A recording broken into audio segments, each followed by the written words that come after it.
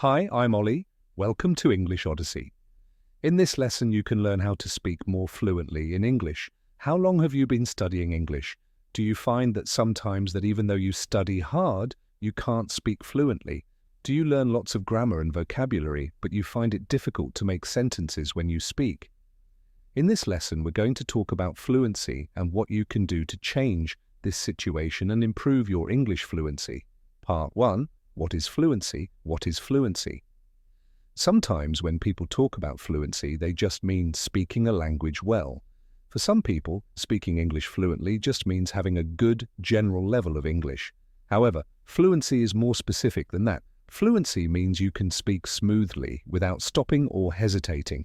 There are two sides to fluency. One side is physical. Your mouth needs to produce and connect English sounds and words in a fast, smooth way.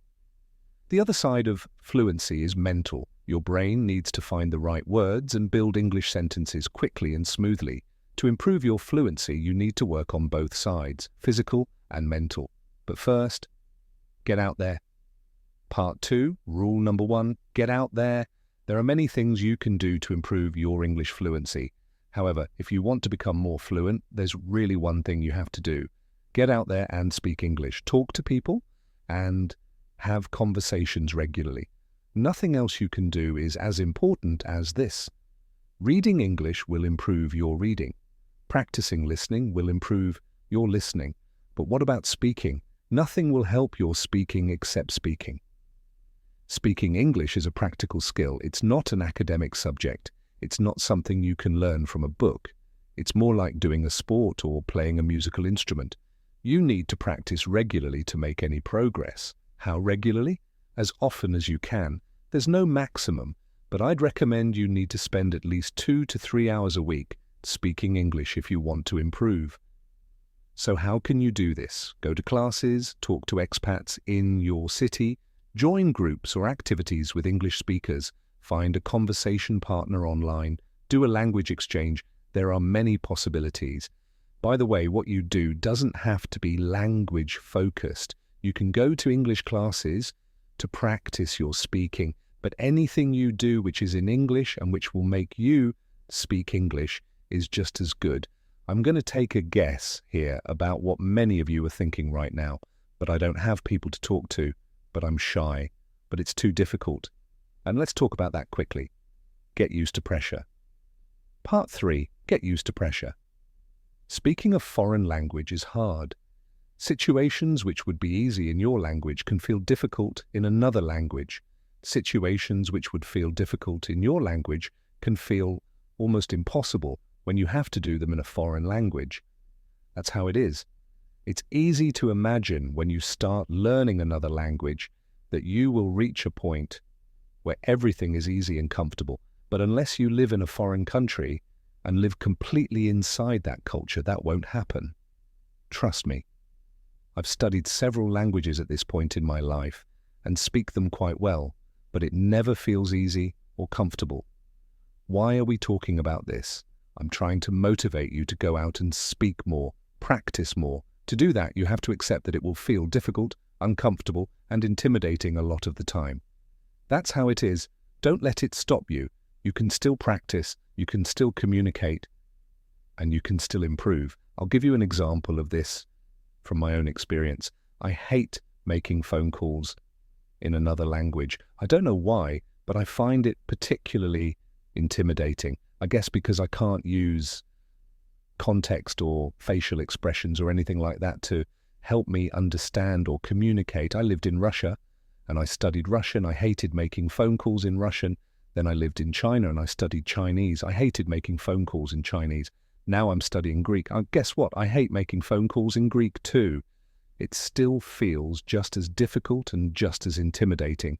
I haven't learned any tricks to make it easier. All I've done is that I accept that this is how it feels. That's it. I still do it because I have to sometimes. I just accept that I'm going to feel nervous or uncomfortable and I have to speak and communicate anyway. And I do. It doesn't stop you. Feeling nervous does not stop you communicating. This will be the same for you sometimes. It might be phone calls, it might be something else. The key point, you have to accept and learn to deal with that pressure. Don't think, it feels scary, so I won't do it. It won't feel less scary in the future. The only way to make it easier is to go out and do it. If you do that, you'll feel more confident. It will get a little bit easier with time. Okay, so you know the most important point about fluency, but is there anything else you can do to practice? Yes, there is. Part 4, speed reading. Speed reading. Find a text in English. It can be something from a textbook, from a newspaper, from a blog, or anywhere. The text should be fairly easy for you. Don't choose something with a lot of new words or something which is way above your current English level. Sit down with a timer, read the text aloud, time yourself. Now read it again. Try to beat your previous time. Keep going like this. See how fast you can read the text. What's this for? Remember that part of fluency is physical. Your mouth needs to produce English sounds and English words fast and smoothly. Speed reading like this is a good way to practice that side of fluency. This way of practicing is really useful because you can do it almost anywhere, and you can also do as much or as little as you have time for. You can do 5 minutes practice or 15 minutes or half an hour. It's all helpful. Let's see another good technique. Like this. Part 5, using songs. Using songs. Find a song in English. Choose something which you like. Find the lyrics online. If you don't know where to look, just put the song title and the word lyrics into Google. You'll find them. Play the song, read the lyrics, sing. Like with speed reading, this is a good technique to practice the physical side of fluency. When you sing a song, you have to go at the speed of the song. Start with slower songs, then choose faster ones.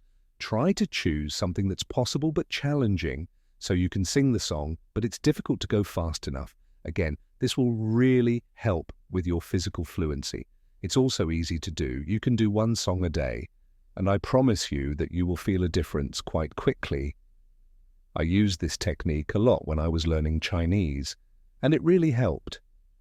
Speed reading and singing songs are good for physical fluency, but what about the mental side of fluency? Let's see what you can do to improve that. Part 6. Learn language in chunks. Learn language in chunks. Here's a question. How do you learn vocabulary? When I see students learning vocabulary, often it looks like this. People write down the English word, the translation in their own language, and then they try to memorize it. Okay, but what does that have to do with fluency? Think about it. If you learn language like this, you're making your brain do things in a very unnatural and complicated way. First of all, you're learning each word individually. But when you speak a language, you don't need individual words, you need phrases and sentences. Secondly, if you do this, you're learning English through your own language. You're not learning to speak English, you're trying to learn to translate your language into English in your head. So, does this sound familiar? You have a sentence in your head in your own language. You move through the sentence, translating each word into English. If you don't know the translation of a word, you get stuck, you feel bad about your English, and you stop speaking. You need to break this habit if you want to speak fluently. First of all, this way of thinking and speaking is always slow. It will always be slow because you're trying to do too many things at once. You're trying to think and remember things in 2 languages. It's too difficult for anybody.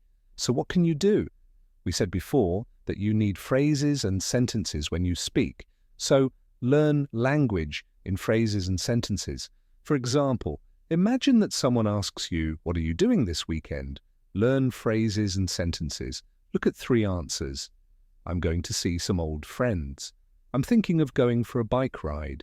I might do some odd jobs around the house. Now make your own sentences. I'm going to das. I'm thinking of wife. I might. Try to make 2 or 3 sentences for each one so that you use different endings. Now think, if someone asks you this question, what are you doing this weekend? If you remember language in big pieces, you only have to remember 2 things. I'm going to, plus, see some old friends. I'm going to, plus, have dinner with my family. I'm going to plus watch some old movies. That makes it easy to respond to questions like this fluently. On the other hand, if you make a sentence in your head in air, your language in your head, and then translate each word into English, it's much more complicated. You don't just have to remember two things, you have to remember many things. So try to learn vocabulary in this way. Take a sentence like practice. I went for a walk yesterday. Keep the basic sentence form but change part of it. I see you yesterday.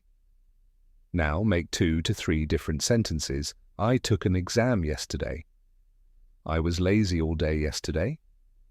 I cooked a spicy curry yesterday. Now practice and remember the sentences and phrases. This is a much more natural way to learn vocabulary. If you learn vocabulary like this, it will be much easier to respond fluently because you won't need to think in your own language and translate. You'll remember the whole phrases and sentences that you need. Okay, that's the end of our lesson. I hope you learned something about spoken fluency and how you can improve your fluency in English. Thanks for watching. See you next time. English Odyssey. English.